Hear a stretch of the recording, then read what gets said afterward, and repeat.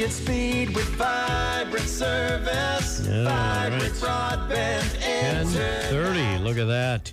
And time for the Vibrant You Show, and it's all yours, you folks.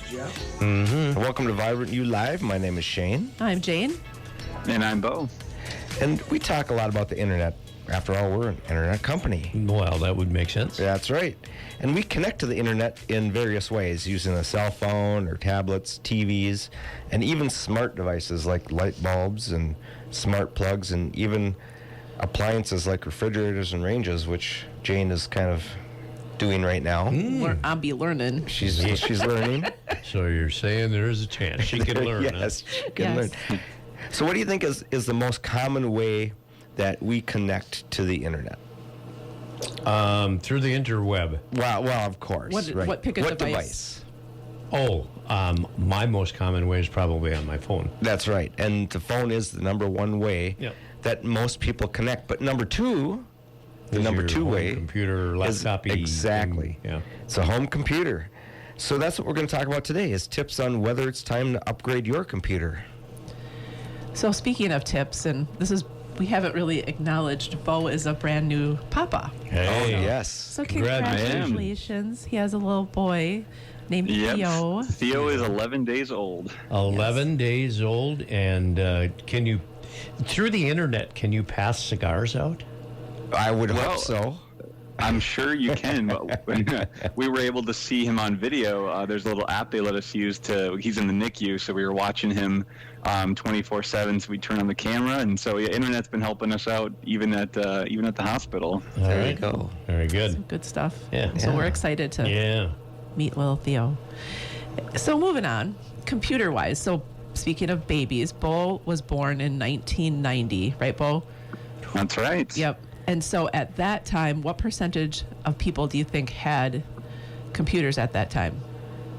I'm looking at Mr. Woody. I would guess 10%. Less than 15, so pretty good. Yeah. I got my first one my junior year in college. How about you, Shane? 1991. Yep, that was. There you go. Yep. Yeah. And they were expensive. That's the other thing. And they weren't, it wasn't just you turn on the computer and you go. You had to install stuff, and it really was very frustrating as an end user to do that. And they've come a long way.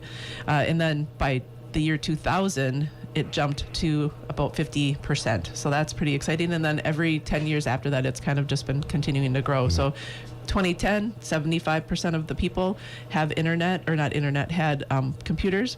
And so basically, at that point, you have all these people using the computers. So email became popular, web browsing, doing things on the homework, typing. You didn't have to, use the typewriter anymore. So all these different things kind of evolved through the computer, if you will. So now, how many people do you think have computers in the household? I'm going to go with 92.3%. That's really close. Pretty close, 95%. That's amazing. And basically now, laptops are replacing computers because they're mobile. People take them with them to the coffee shops and on the plane and wherever else. So anyway, technology's come a long way, and so Bo's going to talk about how it's all shifted. Yeah, and this shift I do remember in the early 2000s. This is a massive upgrade in computer performance. A lot of the early 2000 PCs or personal computers were really slow. If you went back and used them, maybe didn't seem slow at the time. But they had mechanical hard drives, single core CPUs, and now modern PCs are just so much faster. You probably look at it on the box or on the advertisement, it says multi-core processor, solid state drives, all kinds of video editing software. And that just really wasn't the case early on in the 2000s. I remember my parents had a laptop, and I thought it was great. I'm like, this thing's really fast. I'm like, all I can do is click on this button, and then I can go and walk outside for 10 minutes, and the picture's loaded. I'm like, I don't think it could be any faster than that. All right. And I didn't know any better. But so now everything, instead of being offline, is also online. A lot of times people's computers weren't even connected to the internet. They didn't have internet. Maybe they're using it just to play games or to play around with software. But yeah, now everything's connected. The computer essentially seems kind of worthless if it doesn't have a connection. So that's some of the big evolution in the early 2000s, even into the late 2000s. I remember I got my first MacBook in 2009, and it came with a free iPod that actually lasted longer than the MacBook did. So and now that MacBook, it seems like it weighed 100 pounds compared to the one I have now. So yeah, it's all evolved from something that's stationary, sitting in your office and your home, to something you pop in your backpack and take with you. So along with that, there's come a lot of pricing changes that Shane's going to get into. Yeah, in the early 1990s, late 90s and early 2000s, a home computer would typically cost between $1,500 and $3,000, right?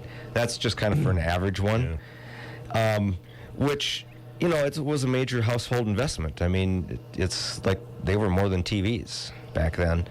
And I remember my first PC I said about 1991, and I ordered it and had it custom made, but the reason I had it custom made was because at the time they didn't come with a CD-ROM. And I wanted a CD-ROM and a sound card in mine because I thought, I was going to do some, audio, video type stuff with it, and we can't do that without a sound card, obviously.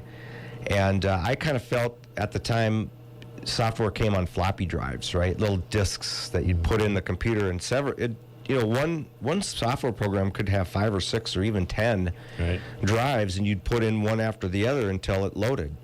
Well, a CD-ROM held so much more data, and I kind of knew that by reading books and different things.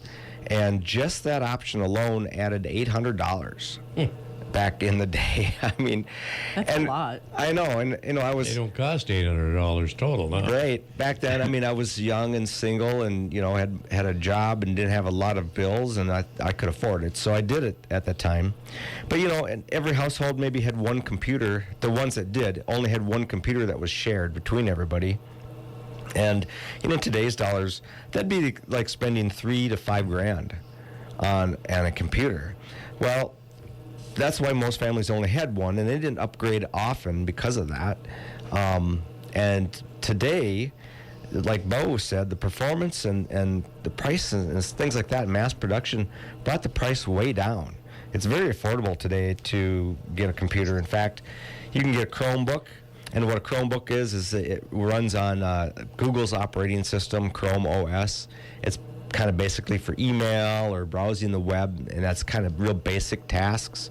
You can get them for as little as $150 right now. You can get a pretty solid PC between $400 and $900, and that's a pretty nice one, right? And you can get like a premium one for $1,100 to $2,000. So, compared, they're very affordable, and especially in today's dollars, that'd be like spending, $200 or $300 back in the 90s. So it really is an affordable thing to do right now. And so why upgrade? This is a topic that we've had a couple of people coming into the office and wanting to know, how they could get some service with their computer, or, I think it was Microsoft 10 or no. Windows 10. Windows 10. Windows 10 it's not being it's not being supported anymore. Not being supported anymore. So they were kind of asking, what to do next. And so we had this conversation about, well, maybe you just need to, by the time you reinvest and get an updated system, you might as well just buy a new one, right? So that's kind of how this whole thing came to be. So much like your vehicle, obviously, if you have an engine, it's going to perform awesome. If it's kind of newer, more computers and different, all those horsies running, right? And so it's the same stuff. Now there's better software out there. It's more efficient. I know I have an older computer that I do really need to upgrade. And so it doesn't matter if my internet's fast or not, because my computer is so slow. So I just have to accept that it's slow and go forward. I know, like when I have my computer at work and at home, it goes way faster because of what is inside that computer, right? So as technology continues to grow, obviously the computer skills and different things keep advancing as well. And then the other thing is, it's really important to have safety. If you have an older computer that isn't supported, you risk the chance of scams and different bad guys coming in to get your account information and that kind of stuff. So, so just kind of pay attention to that and see if you can. You can test it, right, to see how old or the. Yeah, you can just see how old the operating system is, and again, like Jane was saying, like Windows 10 is not going to be supported anymore. It's not supported right now, and so that means that there's not going to be updates. They're not going to fix bugs. There's not going to be security updates, and that's when people can, when viruses get in your computer and just makes things harder for you to, be safe on being online with that kind of thing. So, and that's the thing with this upgrading a computer. Look at these types of things. Is the operating system old or the computer really slow, like Jane's at home there. Yeah, I always say one thing to look for, which I've ran into this, and it's always hard to know when to replace your old computer, but if you pull up Netflix or a website that you're normally going to and it says the browser is not supported, and you try to update the browser and the browser can't be updated because of the software of your computer, that's probably a time to maybe just think about not being frustrated and getting something new, and it may be there's a lot of options and a bit overwhelming, but this is what you would want to look for. If you're just using it for basic email, browsing the web, like Shane had mentioned, a Chromebook's pretty low maintenance, not very expensive, easy to use. And if you're more using it for business, Windows is probably the way to go. I think that's what most people at Vibrant are using for their computers. And then if you want like full control over everything, you're very techie, probably you already know what you're doing with it, and you're going to get something more customized, or like a Linux computer. I think my friend's in IT and he builds his own computer, so if that's something that you're into, you can spend, there's no cap. You can just keep going and spending a ton on it. And then if you're more into the Apple ecosystem, getting a MacBook works great. You can take your calls, read your texts. They just go back and forth. It's easy to sync it up. So those are just some things that if you're just kind of not sure where to start, I would say just look at a few of those options, and it might guide you in which direction to go. Yeah, exactly. And if you're not ready to upgrade, there's some things you probably should do for sure. One is make sure the operating system is on its most recent version. Let's say you do have a Windows 10 machine and it can't be upgraded to 11 for some reason. It's just that old. Make sure you have the most recent version of 10 that you could get for that machine. And then make sure you have antivirus software installed. That's going to be super important, especially if vulnerabilities of the operating system can't be plugged. And then back up your personal files and photos to an external drive or a secure cloud service. That's going to be important because if that computer ever crashes, you might not be able to cover any of that stuff. And then make sure your software apps are up to date. If you have any kind of software on there that you use, make sure that's at the most recent or latest version that can be supported by your operating system. And then if, worst case, consider having it reset back to factory and start fresh. It's kind of like having a brand new computer again, but you do have to kind of start all over, update everything right off the bat, reinstall your software, and sometimes that's even a good way to clean house, so to speak. But yeah, if you're not ready to upgrade, at least do those things. Yeah, and if you're thinking, hey, I got this computer for $900 10 years ago, I don't want to replace it. Just you think of your cell phone. You use that every day. You replace it probably every 2 to 5 years. And computers are the same way. If you want to use it and have a good experience and not be super frustrated and toss it across the room, it's probably time to upgrade. Especially some of those old ones are like weapons because they're like 30 pounds.